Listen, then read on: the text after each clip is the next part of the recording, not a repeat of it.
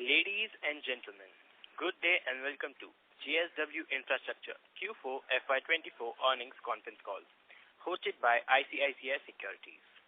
As a reminder, all participant lines will be in the listen-only mode, and there will be an opportunity for you to ask questions after the presentation concludes.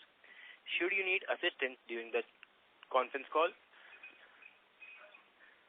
please signal an operator by pressing star, then 0 on your touch-tone telephone. Please note that this conference is being recorded. I now hand the conference over to Mr. Mohit Kumar from ICICI Securities. Thank you, and over to you, sir. Thank you, Mano. On behalf of ICICI Securities, we welcome you all to the Q4 FY24 earnings call of JSW Infrastructure. To discuss the result today, we have with us Mr. Arun Maheshwari, Joint Managing Director and CEO, Mr. Lalit Singhvi, Whole-Time Director and CFO, and Mr. Vishesh Machnanda, Head Investor Relations. We will start with a brief opening remarks by the management, which will be followed by Q&A. Over to you, sir. Thanks, Mohit, and good evening, and thank you all for joining our earnings call for the quarter and the year ending 31st March 2024. I am Arun Maheshwari. India's economy continues to perform better than most major economies due to strong domestic demand, momentum in manufacturing, and ongoing investments in infrastructure. The Indian government is taking major steps to make the logistics sector more effective and efficient. Central and state governments are working in tandem to increase the country's total port handling capacity to 10,000 million tons by 2047 from the current capacity of 2,600 million tons per annum. In alignment with the vision, the role of private players is being progressively augmented with public-private partnership terminals. Major ports in India, which are central government-owned, have a total capacity above 50% of India's port capacity today, and a significant portion of it is yet to be privatized. This offers a huge opportunity for a business enterprise like ours to leverage our growth of our businesses.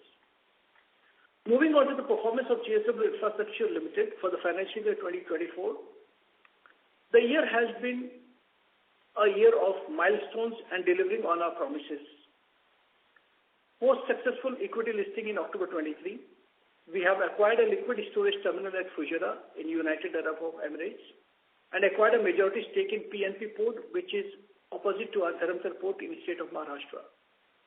On the development of Greenfield Port, a concession agreement has been signed with Karnataka Maritime Board to develop a 30 million ton all-weather multi-cargo deep water commercial port in a location called Keni, which is south of Karwar in North Karnataka.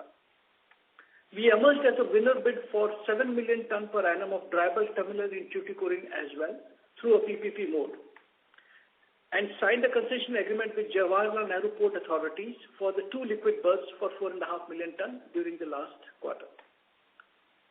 For the period April 23 to March 24, the total cargo handled stood at 106 million tons, which is 15% year-on-year growth. Our third party grew by 36% year-on-year to 42 million tons, and the share of third party increased to 40% in the overall mix of 33% a year ago. Total revenue for the year stood at 4,032 crores, reflecting a growth of 20% year-on-year. EBITDA for the period stood at 2,234 crore rupees.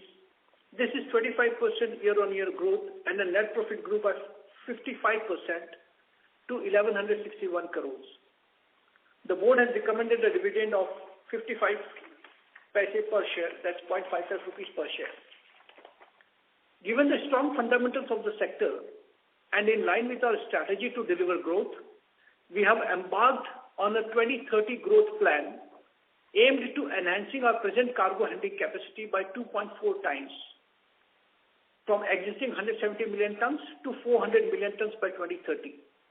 This represents a CAGR of 15%. We are actively pursuing and exploring various project development opportunities and already have a robust project pipeline in hand. Moreover, there are additional levers to accelerate the growth, like the privatization bids of terminal stock berths in the government-owned major ports, an enormous opportunity. We are one of the largest terminal holders in India in the major ports. Further, we will keep on exploring value accretive inorganic opportunities in the areas of port and related infrastructures. The detailed 2030 roadmap is also available on page 14 of our presentation, which has been uploaded on the stock exchanges. With a strong balance sheet in the sector, we are well positioned to pursue organic and inorganic growth opportunities. With this, let me hand over to Mr. Lalit Singhvi to take through the financials and other details for the time period we are talking about. Thank you, Arun, and good evening, everyone. Let me first give you a sense of our quarterly performance first, and then talk about the full year. In Q4 FY24, company handled cargo volumes of 29.3 million tons as compared to 26.8 million tons in the quarter ended March 23.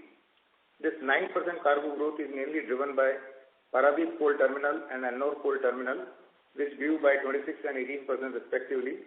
Newly acquired assets, TNT and Liquid Terminal at UAE also contributed to the growth. The increase at Paradip and Ennore locations and acquisitions has significantly contributed to an increase in third-party cargo of 35% in the current quarter on an overall basis. Third-party cargo has increased to 30.5 million tons from 10 million tons in the previous period. The growth in cargo volume resulted in an increase in operational revenue for the quarter from INR 915 crores to 1,096 crores, a year-on-year growth of 20%. Other income for the quarter is 104 crores as against 58 crores in March 23, mainly driven by an increased income from fixed deposits and gains of mutual funds. EBITDA for the quarter ended March 24 was at 685 crores, up from 530 crores in the quarter ended March 23, an increase of 29%. Strong EBITDA growth was mainly on increased revenue. Depreciation was 134 crores and finance cost was 75 crores in the current quarter as compared to 98 crores and 70 crores respectively in the quarter ended March 23. Profit before tax stood at 417 crores, a 41% increase year-on-year. PAT for the current quarter is 329 crores as compared to 302 crores for the quarter ended March 23, representing an increase of 9%. Moving on to the full year results. During the year, company handled cargo volumes at 106 million tons, which is higher by 15% over the last year. Increase in volume is primarily on the back of increased capacity utilization at the iron ore and coal terminals of Paradip and Mangalore Coal Terminals. Newly acquired assets, that is TNT and Liquid Terminal UAE, also contributed to this growth. The third-party cargo volume grew by 36% year-on-year, and the share of third-party in the overall volume stood at 40% versus 33% a year ago. The higher volume translated to 18% growth in the operating revenue, which stood at 3,763 crores. Increased revenue, the benefit of operating leverage and cost control meant EBITDA of 2,234 crores, which is a 24% year-on-year, with a strong margin of 55.4%. Depreciation was 436 crores and finance cost was 289 crores during the year as compared to 391 crores and 282 crores respectively in the financial year. PAT grew at 55% to 1,161 crores. As of March 24, our net debt is just 65 crores, so practically zero net debt and one of the strongest balance sheet in the sector.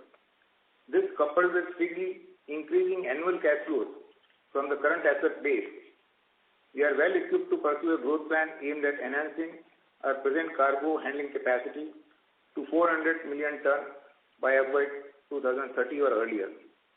With this, I request the operator to open the line for questions. Thank you very much. We will now begin the question and answer session. Anyone who wishes to ask a question may press star and 1 on their touch-tone telephone.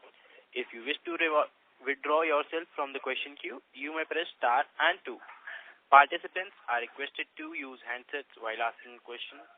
Ladies and gentlemen, we will wait for a moment while the question queue assembles.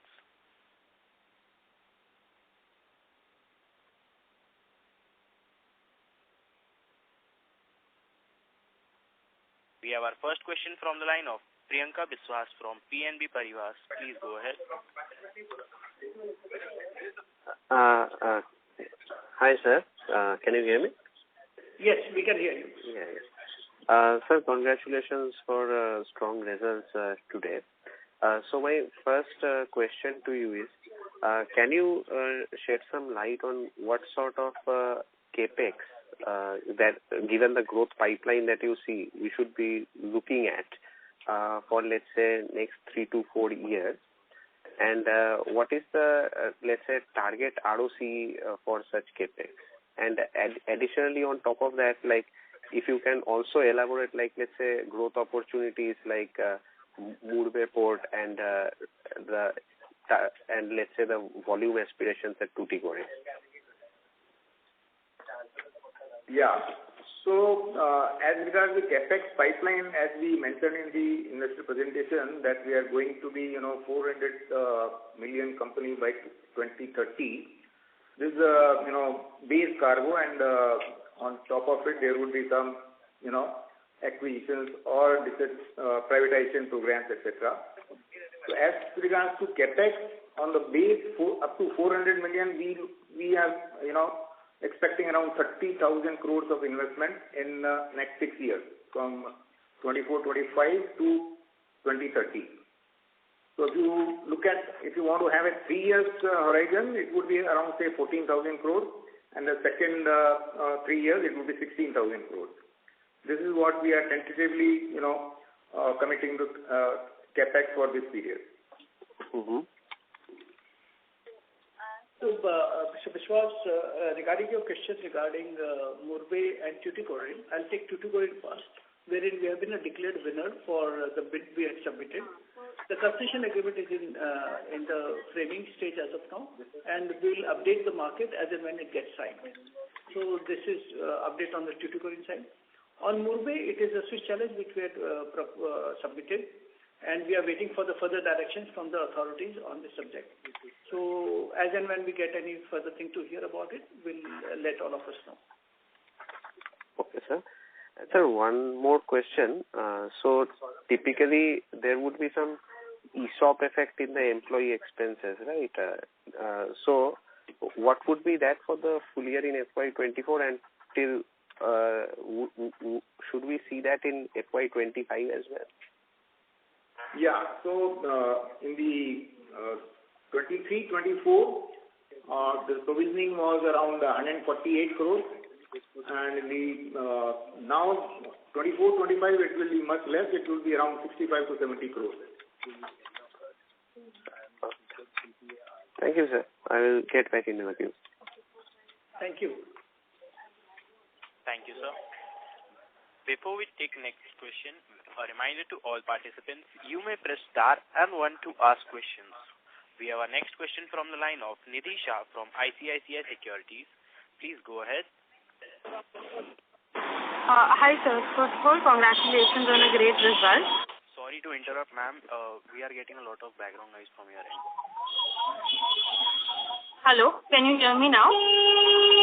We can hear you, but of course, there's a background noise. But nevertheless, you can continue with the question. We'll try to see if we can answer.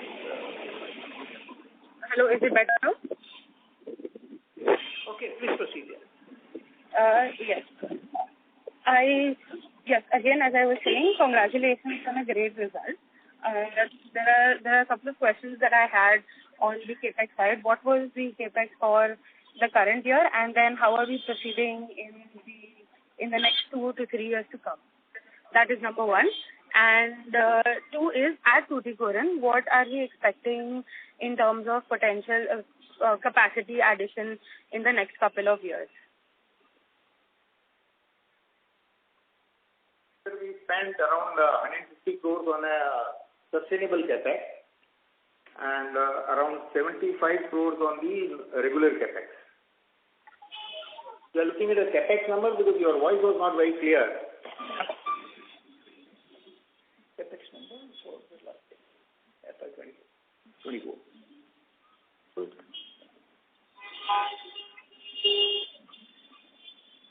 So Nidhi, the total capex, including sustainable capex, was close to about 225 crore rupees in FY24. And as we had mentioned in the previous call, that the total capex expected in another 3 years would be close to 14,000 crore rupees. And the capacity addition, if I have to look at in commensurate with that, in the next 3 years, would be close to about 85 million tons. Okay. Lastly, if I could ask you about what you think are bidding opportunities that we could foresee in the upcoming year? Well, see, the government is very clear that they would like to go more and more privatization. So there are many opportunities keep coming up. There are opportunities in multiple major ports coming in. So we exactly won't be able to comment how many opportunities would come in, but there are continuously opportunities are there, whether it's Kandla, whether it's Haldia, whether it is Vizag or Tuticorin. So we keep assessing those opportunities, and as and when it fits into our overall strategy and the growth plans, we do consider them for bidding. Okay. All right. Thank you so much. Thank you. Thank you. Our next question from the line of Alok Diora from Motilal Oswal Financial Services. Please go ahead. Good evening, sir, and congratulations on very good numbers. So, sir, just first on the volume, we have done pretty decent volumes in this quarter and full year. So what is the outlook there for the next couple of years on the volume growth, assuming that we are at this capacity and some capacity additions will also happen? So what's the growth we are looking at as far as tonnage is concerned? So generally, the growth, as the base grows up, the percentage would be, tapered down to that extent. But I would fairly assume 10 to 12% kind of volume percentage growth should be there. Our CAGR, because it's being an infrastructure company, it's a very long horizon. So year-on-year growth would be a bit of a misnomer if I have to look at that way. If a long-term sustainable, if I have to look at it, it would be around 15-17% kind of CAGR. But year-on-year, if I have to talk about immediate next year, probably the guidance would be 10 to 12% of growth in terms of volume. Got it, sir. And sir, we are talking about a pretty massive jump in capacity over the next 5 years or so. It's almost more than doubling capacity. So it's a related question to the previous question which came through. Are those kind of projects which are upcoming, or how is the situation? Because it's like 170 going to 400. That's massive expansion we are looking at.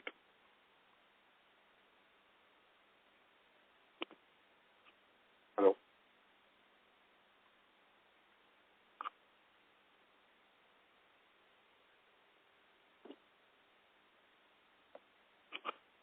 Hello.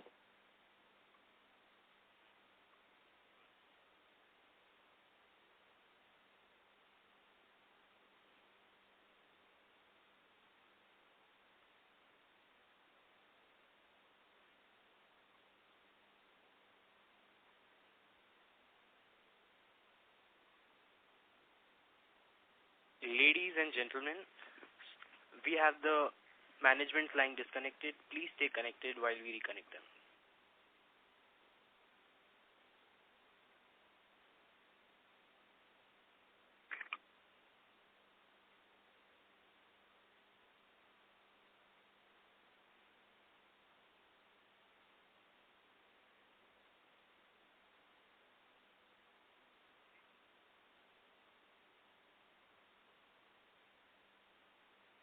Hello. Thank you for patiently waiting. We have the management line back with us. Yeah. So, Mr. Vora, you were asking about, what kind of projects pipeline and robust. So, we have given those details on the page 14 of the presentation, which is uploaded now. So, primarily, just for the sake of clarity to the group over here, for the growth of about 85 to 88 million ton in another 3 to 4 years' time, is largely coming from a variety of projects which were declared and which are approved projects for us. So that is what we have mentioned over here. And thereafter, we have taken the Kenny project, which is the concession agreement is signed, that we have taken after post 3 years, because that the gestation period is a little longer. And there are several other projects which are in pipeline, potential projects, which will keep on updating as and when we move towards that, forming up those projects in the approved line. So the details of the projects are already mentioned in that presentation.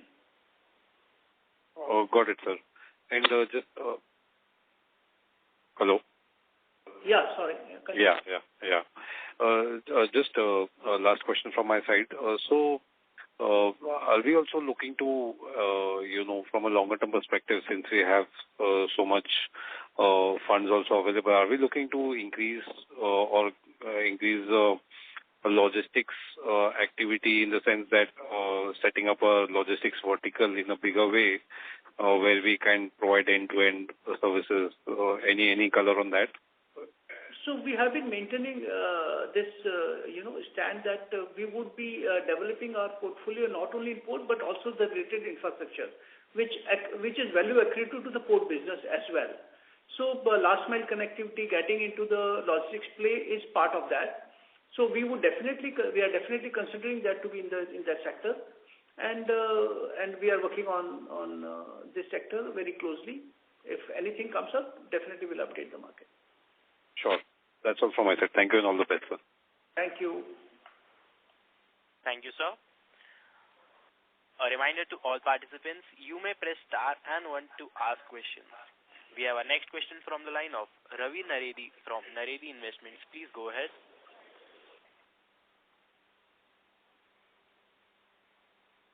Mr. Ravi, are you there?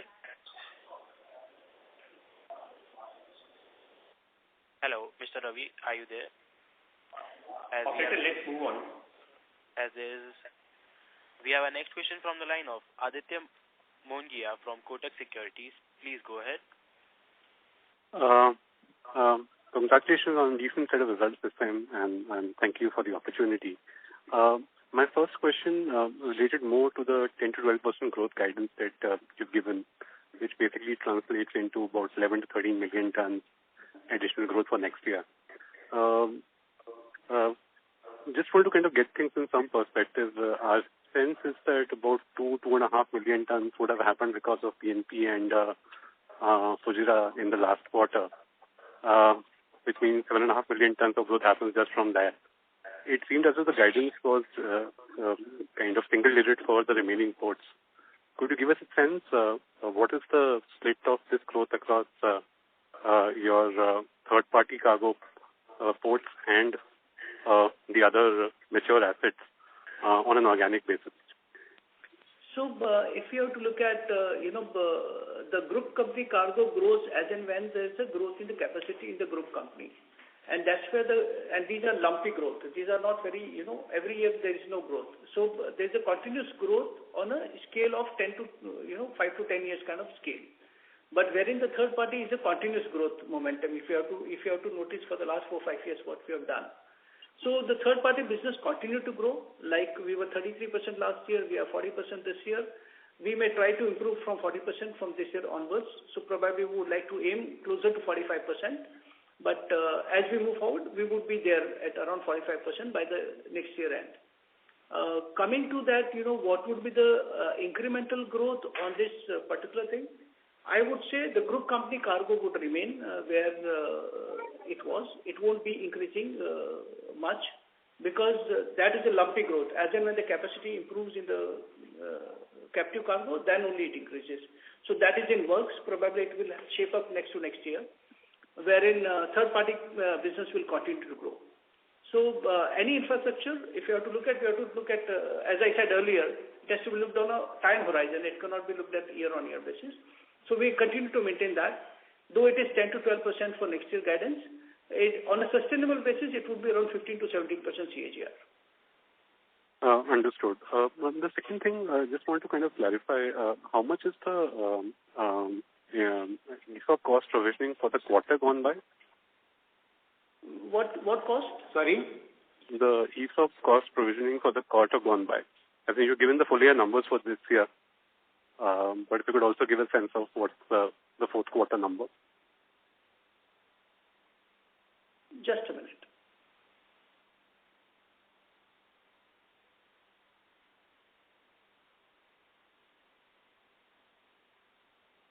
₹34 crores. 34 crores. Yeah.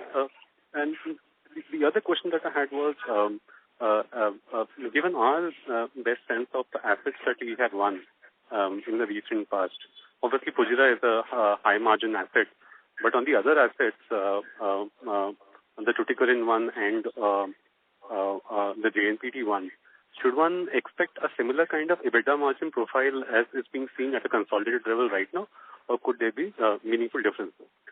So, I would say, whenever we bid for any terminal, we definitely consider the IRRs before bidding it. So, I'm sure these assets are yet to get operationalized, whether Tuticorin or JNPA. And as and when it get operationalized, probably you will see the similar kind of outputs from there. So, fairly confident on that. Great. I have more questions. I'll come back into the queue. Thank you. Thank you. Thank you. A reminder to all participants, you may press star and 1 to ask questions. A reminder to all participants, you may press star and 1 to ask questions.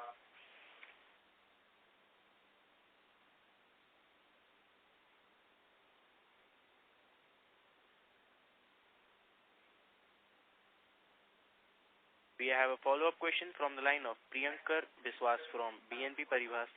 Please go ahead. Sir, thanks for the opportunity. So my question is, so we have seen recently commissioning by JSW Steel of, I think, close to another 5 million tons of capacity.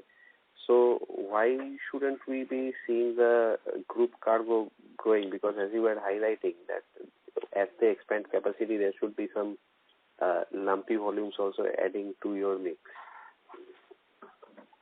Yeah, so the thing is that what you are seeing 5 million ton addition is at Vijayanagar Steel Plant.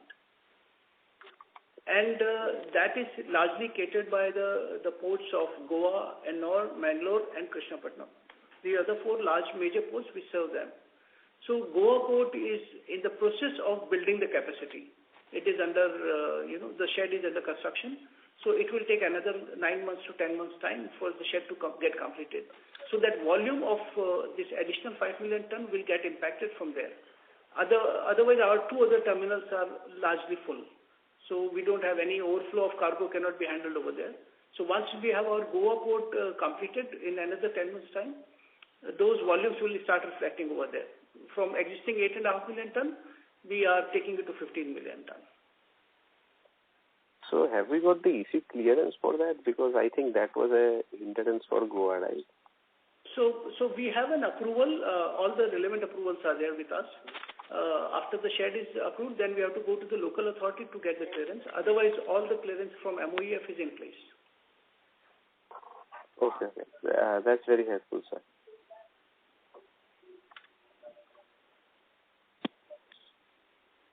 Ladies and gentlemen, we have the management's line disconnected again. We'll switch into the line.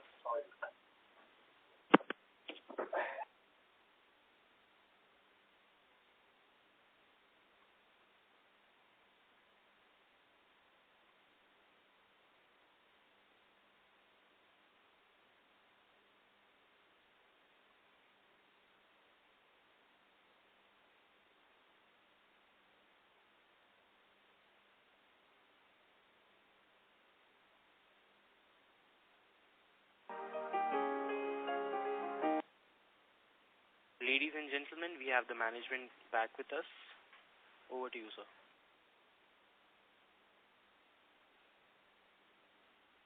Yeah. Operator, you can take the next question. Okay. Thank you. We have the next question from the line of Aditya Mongia from Kotak Securities. Please go ahead. Thanks for the opportunity. Wanted to kind of check that beyond port operations and logistics operations, are there other means of work that the company is taking through investing? And I recall a previous discussion happening around slurry pipelines. I just thought I'd kind of check with you of any plans incremental beyond logistics and port, maybe some certain other agencies that you are looking forward to. Yeah, so definitely, thanks Aditya for asking this question. So being an infrastructure company, anything which adds value to the port businesses or end-to-end logistics solutions, definitely would explore that. And if slurry pipeline comes to our forte, we don't mind looking at and exploring that opportunity. provided it is adding value to my existing businesses or its value added to all our stakeholders. If these two ticks are there, we are okay. Counterparty has to be very solid because slurry pipeline businesses are such which are end-to-end. So your counterparties have to be strong enough. So we would look at all the aspects. In case if we have to get this opportunity, then we would get into that.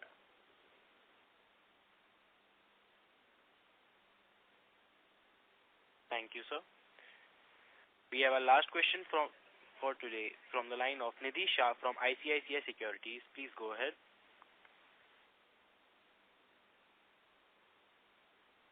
Ms. Nidhi, please go ahead with your questions.